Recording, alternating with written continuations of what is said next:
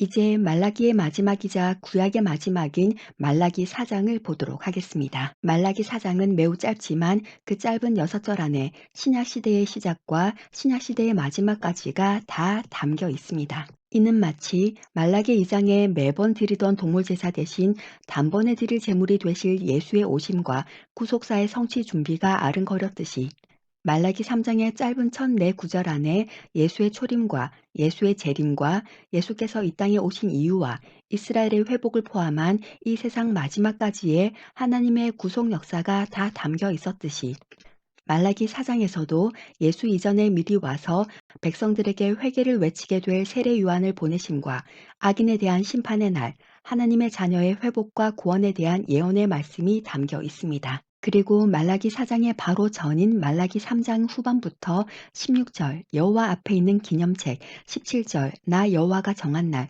18절 의인과 악인의 분별, 하나님을 섬기는 자와 섬기지 아니하는 자를 분별하리라는 마지막 때 관련 본문들이 앞서 언급되고 있습니다. 그럼 지금부터 말라기 3장 후반부와 말라기 4장을 볼 텐데 저와 2년여를 함께 하신 분들은 이제 오늘 본문을 보실 때에 본문이 무엇을 의미하는지 어렵지 않게 감을 잡을 것입니다. 그리고 원래의 기록 의도를 파악할 수 있을 것입니다. 그럼 저와 함께 여러분들도 본문 한 절 한 절에 대한 하나님의 원래 기록 의도를 파악해 보십시다. 말라기 3장 16절 그때에 여호와를 경외하는 자들이 피차에 말하매 여호와께서 그것을 분명히 들으시고 여호와를 경외하는 자와 그 이름을 존중히 생각하는 자를 위하여 여호와 앞에 있는 기념책에 기록하셨느니라. 그때란 어느 때냐 하면 이스라엘 백성들이 말라기 3장 13, 14, 15절에서 완악한 말로 여호와를 대적하고도 우리가 무슨 말로 주를 대적하느냐고 하고 하나님을 섬기는 것이 헛되다고도 하고 여호와 앞에서 그 명령을 지켜봐야 무슨 유익이 있느냐고 하고 교만한 자가 오히려 복되다고 하고 악을 행하는 자가 번성한다고 하고 하나님을 시험하는 자가 화를 면한다고 하는 어이없는 소리를 짓거릴 때를 말합니다. 그와 반대로 여호와를 경외하는 자와 여호와의 이름을 존중히 생각하는 자는 기념책에 기록하셨다고 말합니다. 기념책은 그때그때의 행함, 행위를 기록한 책입니다. 참고로 이 말라기 3장 16절의 그때는 최후의 심판날이 아닌데 만약 말라기 3장 16절의 그때가 최후의 심판날이라면 최후의 심판날이 되어서야 비로소 이 땅을 살아가는 동안 여호와를 경외한 자와 그 이름을 존중히 생각한 자들의 행위를 기념책에 기록한다는 말이 되기 때문에 그렇게 되면 시간상으로 보나 행위를 기록하는 기념책의 성격상으로 보나 맞지가 않습니다. 히브리어 문법적으로도 들으신 것과 기록하신 것은 모두 과거입니다. 성경은 하나님의 보좌 앞에 두 종류의 책이 있다고 말합니다. 하나는 내가 믿는다고, 내가 믿음이 있다고 생각하는 그런 믿음 말고 성경이 말하는 그 하나님의 그 아들의 그 믿음, 곧 예수님이 하나님께 대해 가지고 계셨던 바로 그 믿음을 가진 자들의 이름을 기록한 생명책이고 다른 하나는 행함, 곧 행위를 기록한 책입니다. 두 가지 책들에 대한 성경 본문들을 찾아보면 다음과 같습니다. 계시록 20장 12절 또 큰 자, 작은 자 할 것 없이 죽은 자들이 그 보좌 앞에 서 있는 것을 나 사도 요한이 보았는데 그 보좌 앞에는 책들이 펴져 있었고 다른 책이 펴져 있는데 그 책은 생명책이고 죽은 자들이 자기 행위를 따라 책들 곧 기념책들에 기록된 대로 심판을 받으니 계시록 20장 12절을 통해서 성경이 말한 예수님의 그 믿음으로 구원을 받을 자들의 이름이 기록된 책, 즉 생명책은 단수, 곧 한 권의 책 또는 한 개의 두루마리이고 행위들이 기록된 책, 즉 기념책은 복수, 곧 여러 권의 책 또는 여러 개의 두루마리인 것을 알 수 있습니다. 그도 그럴 것이 생명책에는 이름만 기록하면 되지만 기념책에는 각 사람에 대한 수많은 행위들이 기록되어야 하니 생명책은 한 권인 반면 기념책은 여러 권이 되겠지요.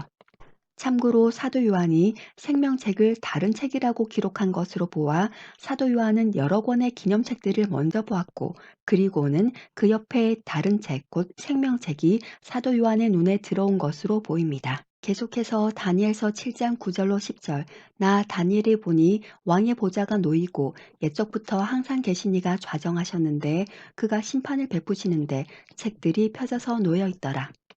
여기서 말하는 책들은 한 권 또는 한 개의 생명책과 여러 권 또는 여러 개의 기념책들일 것입니다. 계시록 20장 12절과 다니엘서 7장 9절로 10절을 통해서 우리는 다음과 같은 사실을 알 수 있습니다.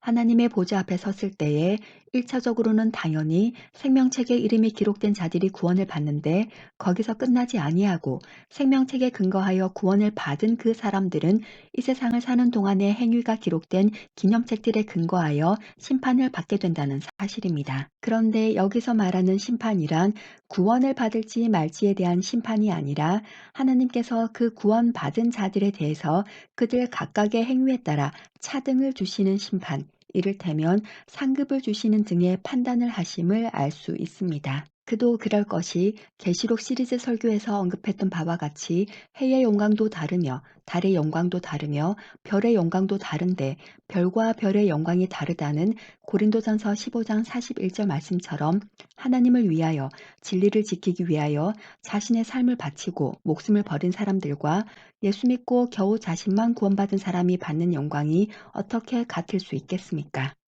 이러므로 믿음이 있다고 행함이 없으면 그 믿음은 죽은 믿음이고 행함, 곧 그 사람의 구체적인 삶을 통해서 그 사람 속에 믿음이 역사하는 것이 증명되는 것이고 하나님은 그 사람의 믿음뿐 아니라 행위까지도 다 심판, 곧 판단을 하시는 것입니다. 한편 생명책에 이름이 없는 사람들은 지옥으로 가는 것이므로 지옥에 갈 사람들에 대해 기념책들에 기록된 대로 심판을 할 필요는 없는 것이지요. 따라서 기념책들에 기록된 대로 심판을 받을 사람들이란 생명책에 이름이 기록되어 구원을 받은 자들일 것입니다. 생명책에 기록이 된 사람만이 구원을 받으니 계시록 20장 12절에는 죽은 자들 곧 그 구원을 받은 자들이 자기 행위를 따라 책들 곧 기념책들에 기록된 대로 심판을 받는다고 표현되어 있는 것입니다. 그러하니 심판주 하나님의 보좌 앞에는 두 종류의 책, 곧 생명책뿐 아니라 기념책들이 펴져 있는 것입니다. 이상에서 살펴본 바와 같이 이스라엘 백성이 자기들 마음대로 입에서 나오는 대로 짓거리고 행했던 것들을 여호와께서 분명히 들으신 것처럼 오늘날도 지금 이 시간에도 우리가 하는 모든 말과 행위들을 하나님께서 분명히 들으시고 심판하실 그날에 그 기록된 말과 행위대로 우리를 심판하실 것입니다. 이러므로 믿는 사람들은 그 믿음에 기반한 행위가 수반되어야 하고 만약 자주, 종종 자신이 그렇지 않다면 그 사람은 자신의 믿음이 성경이 말하는 바로 그 믿음이 맞는지 점검을 해야 할 것입니다. 계속해서 말라기 3장 17절 만군의 여호와가 이르노라 나 여호와가 나의 정한 날에 그들로 나의 특별한 소유를 삼을 것이요 또 사람이 자기를 섬기는 아들을 아낌같이 내가 그들을 아끼리니 나의 정한 날이라 함은 하나님께서 정하신 그날, 곧 오직 하나님만 아시는 그 마지막 날, 그 심판의 날이고 그 정한 날에 말라기 3장 16절에서 언급한 여호와를 경외한 자들과 그 이름을 존중히 여긴 자들을 하나님의 특별한 소유로 삼을 것이라고 하십니다. 그 혼란한 마지막 심판의 날에 그들을 구원하여 하나님의 백성이 되게 하시겠다는 말입니다. 이전 설교에서도 몇 번 말씀드린 바와 같이 이 세상은 이스라엘 백성이 죽게 돌아와야 끝이 나기 때문에 여호와께서 정하신 그 심판의 날에 이스라엘은 모두 하나님의 소유가 될 것입니다. 구약 시편 135편 4절 여호와께서 자기를 위하여 야곱 곧 이스라엘을 여호와의 특별한 소유로 택하셨음이로다. 신약 베드로전서 2장 9절 소아시아 지역인 본도, 갈라디아, 갑바도기아, 아시아, 비두니아에 흩어져 있는 너희 유대인 그리스도인들과 이방인들은 택하신 족속이요 왕같은 제사장들이요 거룩한 나라요 그의 소유된 백성이니 물론 여기서 모든 이스라엘이라 함은 이전에 말씀드린 바와 같이 아슈케나짐 이스라엘을 제외한 세파르딤 이스라엘의 모든 백성을 말합니다. 계속해서 말라기 3장 18절 그때에 너희가 돌아와서 의인과 악인이며 하나님을 섬기는 자와 섬기지 아니하는 자를 분별하리라. 그때에란 여호와께서 정한 날, 곧 이 세상의 마지막 날입니다. 계시록 시리즈 설교에서 이미 말씀드린 바와 같이 이스라엘의 모든 백성들이 죽게 돌아온다는 말이 곧 한순간에 모두 다 일제히 짜잔 하고 예수께로 돌아오는 것이 아니라 그 모든 사람들이 다 주께로 돌아오는 데는 기간이 필요합니다. 그러므로 이스라엘의 모든 백성들이 모두 주께로 돌아오는 기간은 다니엘서 9장 27절에 기록된 그 한 일의 절반, 곧 전 3년 반이 끝나고 후 3년 반이 시작되면서 드디어 적그리스도가 위장 평화의 시대를 끝내고 이스라엘이 제3성전에서 드리던 제사와 예물을 금지하고 자신의 정체를 드러내며 이스라엘에 대한 핍박과 박해를 시작할 때부터 이 세상 역사의 최종 시점까지 지속될 것입니다. 그러므로 이스라엘 백성들은 장차 사탄이 일으킬 인류 역사의 마지막 전쟁인 곡과 마곡 전쟁을 겪으며 최종적으로 백성들 모두가 다 주께로 돌아오게 될 것입니다. 그렇게 곡과 마곡 전쟁이 끝나고 나면 사탄은 불과 유황못에 영원히 던져지게 될 것입니다. 계시록 시리즈 복습 겸 다시 정리를 해보면 계시록 20장 3절에 사탄이 무저갱에 던져지고 1000년 동안의 천년왕국이 지나면 7절에 사탄이 잠시 풀려나서 8절에 사탄이 이 세상의 마지막 전쟁인 곡과 마곡 전쟁을 일으키고 10절에 결국 사탄이 불과 유황못에 던져져서 짐승 곧 적그리스도와 거짓 선지자들과 함께 세세토록 괴로움을 받게 되는 것입니다. 이스라엘 백성들은 이 최후의 전쟁인 곡과 마곡 전쟁까지를 겪고 드디어 그 사탄을 거뜬히 이기시고 그 사탄을 불과 유황못에 던지신 그 예수 그리스도 자신들이 십자가에 못 박고 부인하고 고대하며 기다렸던 그 예수 그리스도께로 돌아와 예전과 같이 하나님께서 택하신 특별한 소유로 다시 회복이 되어 성경에 기록된 하나님의 말씀들이 그대로 성취될 것입니다. 이렇게 말라기 3장의 후반부를 마치고 이어서 구약의 마지막이자 말라기의 마지막인 4장을 보도록 하겠습니다. 6절의 짧은 말라기 4장에서는 다음과 같은 단어와 문장에 주목해야 합니다. 1절 극렬한 풀무불 같은 날, 그 이르는 날. 3절 나의 정한 날. 4절 내 종 모세에게 명령한 법, 곧 율례와 법도를 기억하라. 5절 여호와의 크고 두려운 날. 6절 돌이키지 아니하면 내가 와서 저주로 그 땅을 칠까 하노라. 6절 안에 4번씩이나 반복되고 있는 날은 모두 여호와께서 정하신 심판의 날로서 7개의 인들, 7개의 나팔들, 7개의 대접들까지도 모두 끝나고 천년왕국도 끝나고 곡과 마곡 전쟁 후에 그야말로 최후의 심판의 날을 말합니다. 이는 바로 앞에서 말씀드린 계시록 20장을 다시 상기케 합니다. 물론 말씀드린 바와 같이 모든 세파르즘 이스라엘이 한꺼번에 일시에 다 주께로 돌아오는 것이 아니라 일정 기간이 필요하다고 했으므로 이스라엘이 느끼기에는 다니엘서 9장 27절의 기록이 실제로 성취되어 적그리스도로부터 이스라엘이 본격적으로 핍박과 고난을 겪기 시작하는 기간, 즉 계시록 13장의 후 3년 반의 시작부터 이 세상 최후의 전쟁인 곡과 마곡 전쟁까지의 기간 전체가 다 최후의 심판의 날처럼 느껴질 것입니다. 여호와께서 정하신 날들에 대한 이 두려운 말씀보다 말라기에서 더욱 놀라운, 사실 가장 놀라운 본문은 바로 말라기 4장 4절입니다. 말라기 4장 4절 너희는 내가 호렙에서 온 이스라엘을 위하여 내 종 모세에게 명한 법 곧 율례와 법도를 기억하라. 지금 말라기 4장은 이스라엘 백성들을 향하여 여호와께서 정하신 그 두려운 날들에 대해 계속 경고의 말씀, 예언의 말씀을 하고 계심에도 불구하고 이 말라기가 기록되게 된 근본 이유, 이스라엘을 향하여 하나님께서 결국 400년간이나 침묵을 하게 되신 가장 중요한 이유를 잊지 않고 언급하신다는 사실입니다. 참고로 물론 그 두려운 날은 전 지구적인 날이기 때문에 이스라엘 백성뿐 아니라 세상에 있는 모든 이방인들에게도 임하게 될 것입니다. 하나님께서 이스라엘에게 왜 극렬한 풀무불 같은 날, 그 이르는 날, 나의 정한 날, 여호와의 크고 두려운 날을 언급하게 되신 것입니까? 네, 바로 말라기의 전반부에 기록되어 있는 레위 언약이 파기되었기 때문이 아닙니까? 레위기에 자세히 기록된 레위 언약의 내용이 무엇이었습니까? 세상의 이방 잡신들이 아닌 오직 하나님만을 섬기는 민족으로서 하나님의 특별한 소유된 백성으로서 오직 하나님께만 제사 곧 예배를 드리고 하나님의 특별한 소유된 백성으로 이 땅을 살아가는 동안 다른 이방 잡신들을 섬기는 이방인들과 거룩하게 구별이 되도록 삶의 전 영역에서 아주 구체적인 부분까지도 하나님께서 정하신 율례와 법도대로 살아가겠다는 것 아니었습니까? 그런데 이 하나님의 특별한 소유된 백성 이스라엘이 이방 잡신들도 아니고 하나님과 맺었던 그 레위 언약을 자신들이 깨어버렸기 때문에 하나님께 드리는 제사, 곧 예배도 엉망, 자신들의 삶도 엉망이 되어버린 것이 아닙니까? 더 이상 하나님의 특별한 소유된 민족이라고 말하기도 민망하고 부끄러운 지경이 되어버렸기 때문이 아닙니까? 회개는커녕 하나님께로 다시 돌아오라고 해도 말대꾸나 하고 빈정거리면서 하나님께로 돌아갈 생각을 전혀 하지 않았기 때문이 아닙니까? 말라기 설교의 초반부에서 하나님과 이스라엘 사이에 맺었던 레위 언약이 이스라엘에 의해 깨어지고 이스라엘이 지켜야 했지만 지키지 않아서 하나님께 대한 예배도 자신들의 삶도 엉망이 되어버렸던 설교 내용을 기억하시리라 생각합니다. 그래서 제가 몇 차례에 걸쳐 강조하면서 말라기는 11조가 핵심이 아니라고 하였던 것입니다.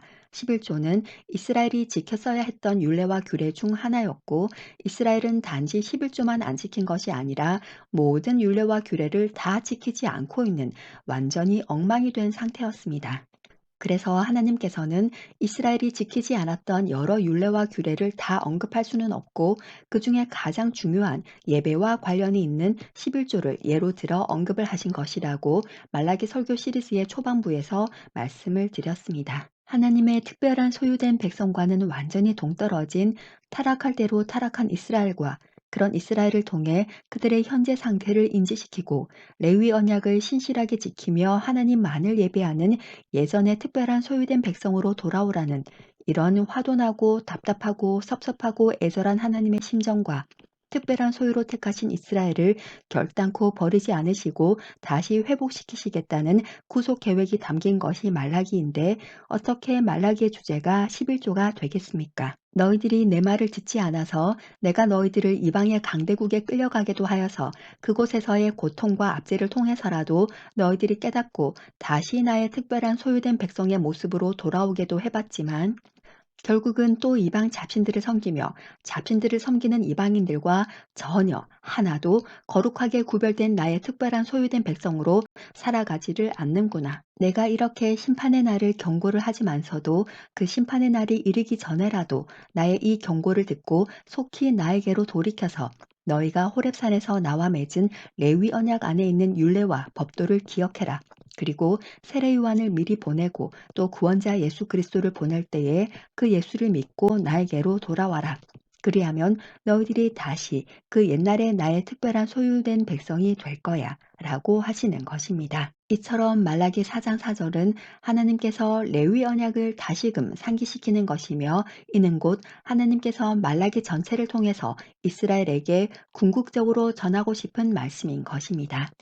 말라기 전체에 흐르고 있는 말로 다 할 수 없는 지경에까지 이른 이스라엘에서 원래의 하나님의 특별한 소유된 민족으로서의 모습으로 회복될 수 있는 길이 바로 레위 언약을 지키는 것이기 때문입니다. 레위 언약의 주요 골자가 바로 하나님만을 섬기며 하나님만을 예배하는 것, 하나님의 백성으로서 거룩하게 구별된 삶을 사는 것이니까요. 그러하니 최후의 날, 심판의 날을 말씀하시는 도중에라도 잊지 않으시고 레위 언약을 다시 상기시키시는 것입니다. 눈치채셨겠지만 말라기를 볼 때에는 레위 언약이 담긴 레위기를 읽어보셔야 합니다. 말라기를 제대로 이해했다면 레위기의 처음이 왜 하나님께 대한 제사 곧 예배로 시작하는지 그 이유를 아시게 될 것입니다. 그리고 왜 그토록 구구절절 구체적이고 세부적인 내용들을 레위기에 담아 놓으셨는지를 아시게 될 것입니다. 한 번 하신 하나님의 말씀은 반드시 성취될 것이며 그리하여서 이스라엘은 하나님의 특별한 소유된 백성으로 다시금 회복이 될 것입니다. 다만 이스라엘은 아직도 예수를 그들의 구원자로 인지하지 못하고 인정하지도 않고 있으므로 제3성전에서 드리던 제사와 예물이 폐해지고 후 3년 반이 시작되어 이스라엘에 대한 적그리스도의 환란이 시작될 때부터 이 세상의 마지막 전쟁인 곡과 마곡 전쟁을 거치면서 하나님의 말씀대로 이스라엘은 모두 다 예수께로 돌아오게 될 것입니다.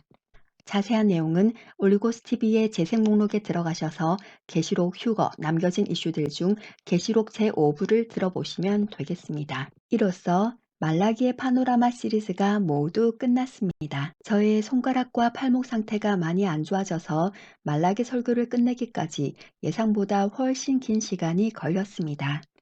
올리고스 TV 채널용 설교 영상을 준비하는 것 외에도 저의 본 사역이 있고 또 손가락 류마티즘 상태로 매일 장시간 손을 사용해야 한다는 것이 고통스럽기는 하지만 이렇게 말씀을 나눌 수 있어 마음은 정말 기쁩니다.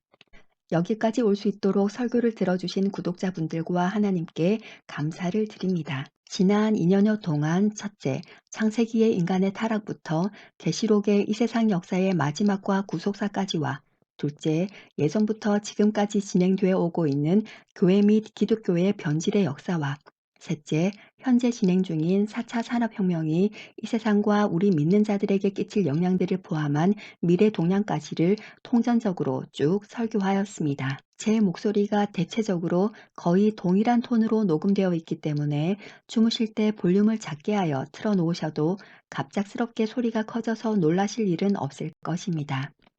주무실 때 재생 목록에서 주제별로 정리해 둔 설교들을 모두 재생으로 설정해 두시고 다시 들으시면 아마 설교 내용과 성경 본문이 새롭게 다가올 것입니다. 부족하지만 하나님께서 저에게 주신 연구하고 정리하고 가르치는 달란트로 저의 삶과 건강과 때로는 생명을 걸고 오랜 세월 연구하고 정리해 놓은 설교들과 강의들의 일부를 요약해 놓은 영상이니 다시 들어보시면 현재의 신앙 점검과 앞으로 변화될 세상에서 믿음을 지키는 데에 도움이 될 것입니다. 그럼 오늘 말라기 4장 설교를 끝으로 올리고스 TV의 시즌 1을 마무리하고 7월 말이나 8월 초쯤에 쇼츠를 중심으로 시즌 2를 시작하도록 하겠습니다. 그동안 느리게 업로드되는 설교들을 기다려주시고 들어주셔서 감사합니다. 곧 시즌 2로 찾아뵙겠습니다. 생각나실 때에 저의 건강을 위해 중보 기도를 부탁드립니다. 감사합니다. 올리고스 TV 드림 마라나타. 이상 설교문 잘라서 읽어드리는 참믿음과 구원 올리고스 TV의 설시아였습니다. 그럼 시즌 2로 곧 찾아뵙겠습니다. 감사합니다. 구독, 좋아요, 공유 부탁드립니다.